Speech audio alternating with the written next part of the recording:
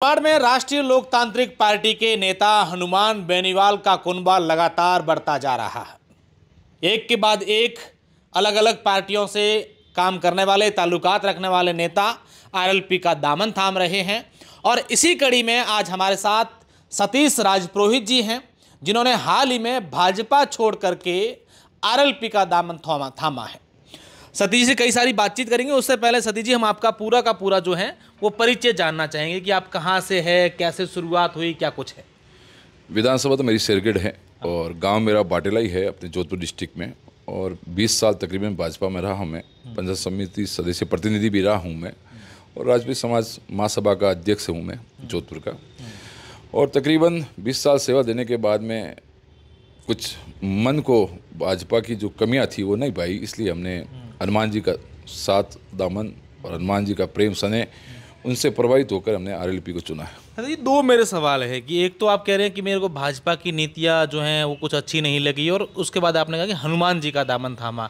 तो क्या कुछ वो चीज़ें जी थी जो आपको अच्छी नहीं लगी, और क्या हनुमान जी में आपने अच्छा देख लिया कि आपको हनुमान जी पसंद आए? ऐसा है भाई साहब कि भाजपा में जो पिछले काफ़ी समय जो धर्म के नाम पर और श्री राम के नाम पर जो राजनीति कर रहे हैं, मैं उनसे यही कहना चाह रहा हूँ, राम कोई राजनीति का विषय नहीं है। राम हमारी आस्था है, हमारी संस्कृति है। अगर बात करनी है धरातल पर, आप शिक्षा के बारे में बात करो, रोजगार के बारे में बात करो, किसानों की आय दुगनी करने के लिए बात करो ना।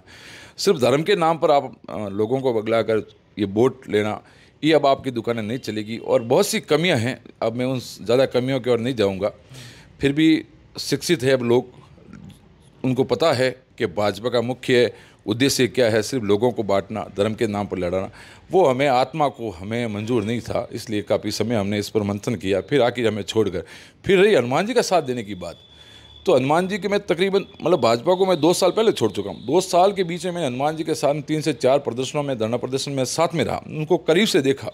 उनकी जो वास्तव में पहले ये भी सोचा क्या पता ये भी उनकी तरह तो राजनीति नहीं कर रहे, पर उसमें उनमें एक बहुत बड़ी बहुत अच्छी चीज़ लगी कि उनकी निस्वार्थ भावना से वो राजनीति कर रहे हैं। किसानों के लिए, गरीबों के लिए, शोषित परिवारों के लिए, जो वास्तव में धरातल पर काम करके, आपको पता होगा काफ़ी धरनों पर ये लोग बैठते हैं।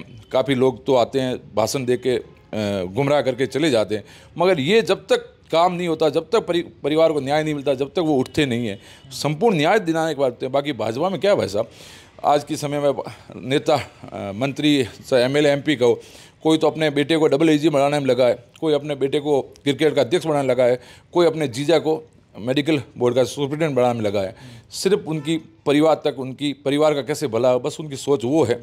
और हनुमान जी किसानों के बारे में सोचते हैं, गरीबों के बारे में सोचते हैं। उनकी बहुत सी उनकी जो कार्य थे उससे मैं प्रभावित हूँ। नेताजी, एक अगर हम बात करें मारवाड़ की, तो मारवाड़ की राजनीति है वो जाति से शुरू होती है। किसी प्रकार की पार्टी देख लो, नेता देख लो, या किसी भी चीज़ का संबंध सीधा उस जाति से जोड़ा जाता है। और हनुमान बेनीवाल को लेकर के ये उनके जो विपक्ष हैं, विरोधी लोग हैं, वो हमेशा कहते रहते हैं कि हनुमान बेनीवाल जो हैं वो एक ही जाति की बात करते हैं। आपने कहा कि मैंने 2 साल उनके साथ रहा, धरने दिए, तमाम चीज़ें देखी, तो क्या ये सच्चाई है या फिर सिर्फ अफवाहें फैलाई जा रही है? ये जब तक आप उनसे दूर रहोगे, जब तक उनको पूर्ण तरह से जान नहीं पाओगे, तब तक लोग गुमराह करेंगे। और हमें भी गुमराह किया गया, मगर हमने जब नज़दीक से जाके देखा, वास्तव में कह रहा हूँ, हनुमान जी कोई जातिवादी नहीं कर रहे, ना कोई जाट समाज को सपोर्ट करे या सिर्फ जाट समाज के लिए वो कर रहे, ऐसा कुछ नहीं। वो 36 कौम के लिए कर रहे हैं, सभी धर्मों के लिए कर रहे हैं। उनके लिए उनकी सोच और हमारी आरएलपी की सोच है कि पहले इंसान है, फिर धर्म है, फिर जातियाँ हैं। ऐसी कोई जातिवादी नहीं कर रहे हैं लोग। अब कुछ भी माहौल कर सकते हैं, बाकी हकीकत ये है धरातल में। ऐसा नहीं कि मैं आरएलपी से जुड़ा हूँ इसलिए मैं उनकी वाहवाही कर रहा हूँ।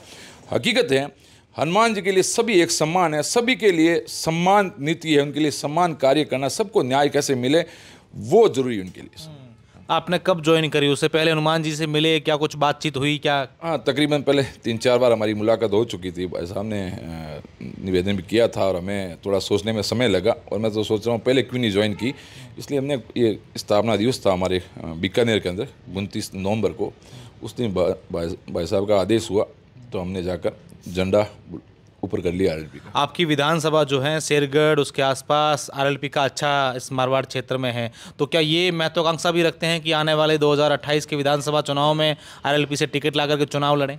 ऐसा कि मेरी विधानसभा भले शेरगढ़ हो, मगर मेरा गांव जो घर है वो शेरगढ़ में, और हमारे जो खेत खलियान है वो लूणी विधानसभा। इसलिए मैं लूणी और शेरगढ़ में हमेशा से मैंने धरातल पर काम किया है, और जोधपुर सिटी में मैं रहता हूँ, तो सारे जगह हमें पता है माहौल किस तरह से। आज हकीकत देखें आज अगर इलेक्शन हो जाए तो आरएलपी के बिना ना तो कांग्रेस सरकार बना पाएगी ना बीजेपी सरकार बना पाएगी। और हमने और थोड़ी मेहनत कर ली तो 2028 के अंदर हम जरूर पूर्ण बहुमत से आरएलपी की सरकार बनाएंगे। और नो डाउट सारे धर्म के लोग, सारे जातियों के लोग बीजेपी और कांग्रेस को छोड़कर आरएलपी में आ रहे हैं और ये बहुत अच्छी बात है, क्योंकि उनको कुछ अच्छा लगा, इसलिए सबसे पुरानी पार्टियों को छोड़ के उन्होंने साथ आ रहे हैं, सहयोग कर रहे हैं। तो हनुमान जी की नीतियाँ, लोगों के प्रति प्रेम स्नेह, वो लोगों को आकर्षित कर रहा है। वैसा आपकी पड़ोसी विधानसभा जो है पचपदरा, वहाँ से भी थान सिंह डोली है, वो बड़े एक्टिव नेता है, आप ही के समाज से आते हैं। क्या कुछ उनको, किस तरीके से उनका भविष्य आप देखते हैं? और अभी 23 के चुनावों की बात करें तो अच्छा प्रदर्शन उन्होंने किया था। ऐसा है, वो मेरे छोटे भाई है थान सिंह, और नो डाउट उन्होंने बहुत अच्छी मेहनत की है। आरएलपी का धरातल पर जो पचपदरा में जो कमज़ोर था माहौल, थान सिंह ने और उनकी टीम ने आज बहुत एक तरफा माहौल बनाया। और नो डाउट 2023 के अंदर एक तरफा आरएलपी सीट निकालेगी, ये मैं पूर्ण विश्वास है। पचपदरा से तकरीबन, मतलब ये समझो ना, राजस्थान के अंदर हम तकरीबन 15 से 20 सीटें हम आरएलपी अपने बलबूते पर निकालेंगी और 50 से 60 सीटों पर हमारी गठबंधन, मतलब ये सब लोग नो डाउट आरएलपी के बिना ना तो बीजेपी सरकार बनाएगी ना कांग्रेस सरकार बनाएगी। और आरएलपी का लोग कुछ भी सोशल मीडिया पर या कुछ भी कह दे, उससे कोई मतलब नहीं। धरातल स्थिति आरएलपी की बहुत मजबूत है और मजबूत और ज़्यादा बन रही है। बस तो क्यों आया आपके मन में ये कि मुझे चुनाव लड़ने के लिए भी भाजपा से या कांग्रेस चला जाए तो 28 में टिकट दें या नहीं दें, कई सारे और नेता भी क्यों में हैं, तो मैं आरएलपी को ज्वाइन कर लूँ और टिकट मिल सकती है, ऐसा तो नहीं है मन में? नहीं, ऐसा कोई नहीं है ना, मेरे ऐसी कोई, मैंने अभी तक मेरे दिमाग में ऐसा कोई चीज़ हुई। मैं तो हनुमान जी से प्रभावित हुआ हूँ, वो जो साफ सुथरी जो राजनीति कर रहे हैं मैं उनसे प्रभावित हुआ हूँ। मतलब किसानों के, गरीबों के हित की जो कार्य करे। आपको पता है भाई साहब, बीजेपी से गठबंधन था हनुमान जी का, अगर उन्होंने खुद के स्वार्थ के लिए और खुद के सुख सुविधा के लिए सोचा होता तो वो बीजेपी गठबंधन क्यों तोड़ते? जब किसान दुखी था, बॉर्डर पर वो रात दिन धरने पर बैठे थे, रोडों पर वो सो रहे थे, तो हनुमान जी ने किसानों का साथ दिया। इसलिए अपने सुख सुविधा और अपना स्वार्थ छोड़कर उन्होंने गठबंधन तोड़ा और किसानों का साथ दिया। और रही बात मेरे टिकट की, हमें तो हनुमान जी ने हम पर जो विश्वास जताया है, स्नेह जताया है, उसको हमें खरातना है, हमें धरातल पर काम करने हैं। मैं तो चाहता हूं मैं आरएलपी का एक छोटा सा कार्यकर्ता बन के रहूँ।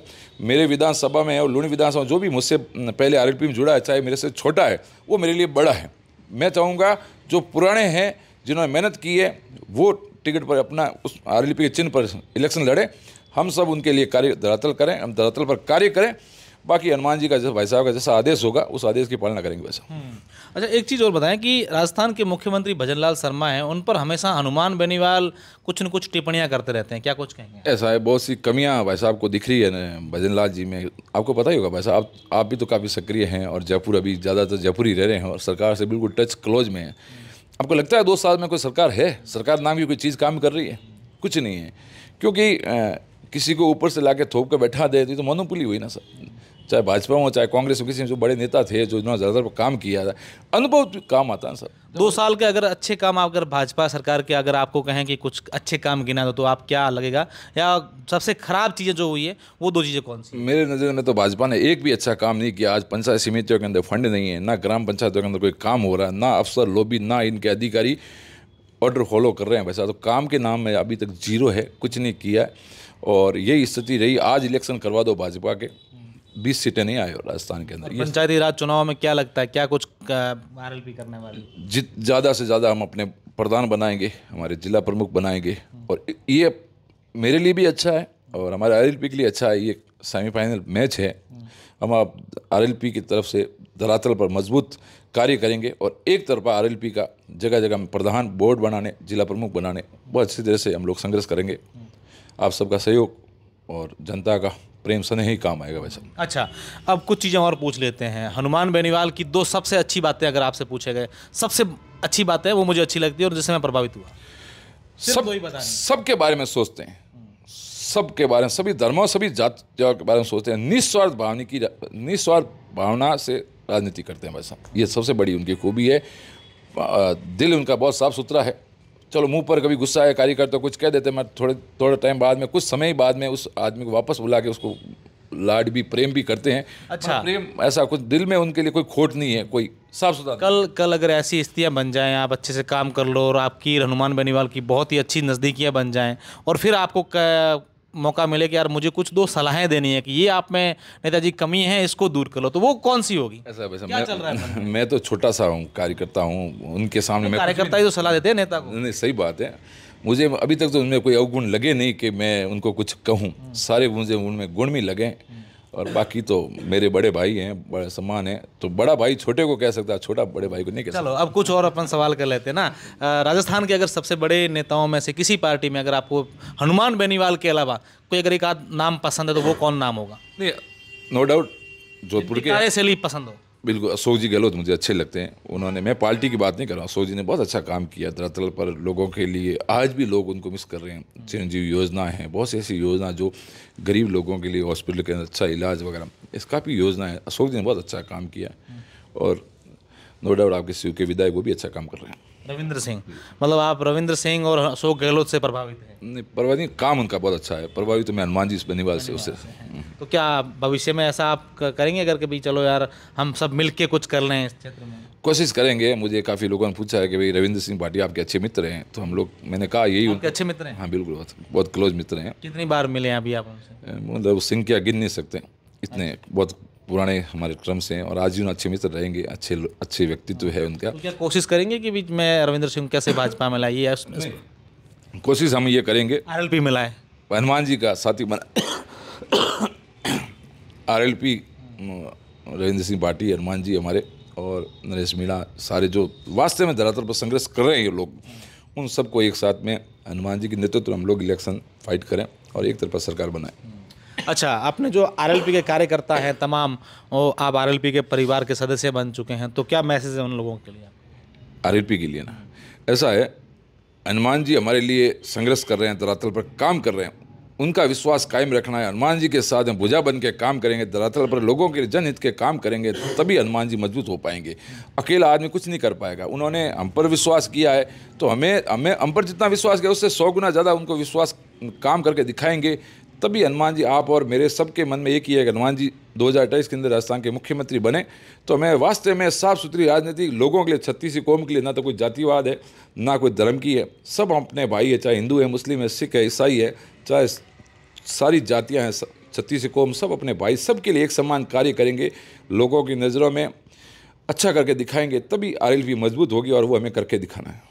बिल्कुल, ये सतीश राजपुरोहित जी हैं जो हाल ही में आरएलपी के मेंबर बने हैं, और उनका कहना है कि हम लोग हनुमान बेनीवाल को 2028 में मुख्यमंत्री देखना चाहते हैं, और ये जो पंचायती राज चुनाव होंगे वो हमारा सेमीफाइनल है। अब देखने वाली बात होगी कि सेमीफाइनल जीतने के बाद या फिर फाइनल में आरएलपी क्या कुछ कर पाती है।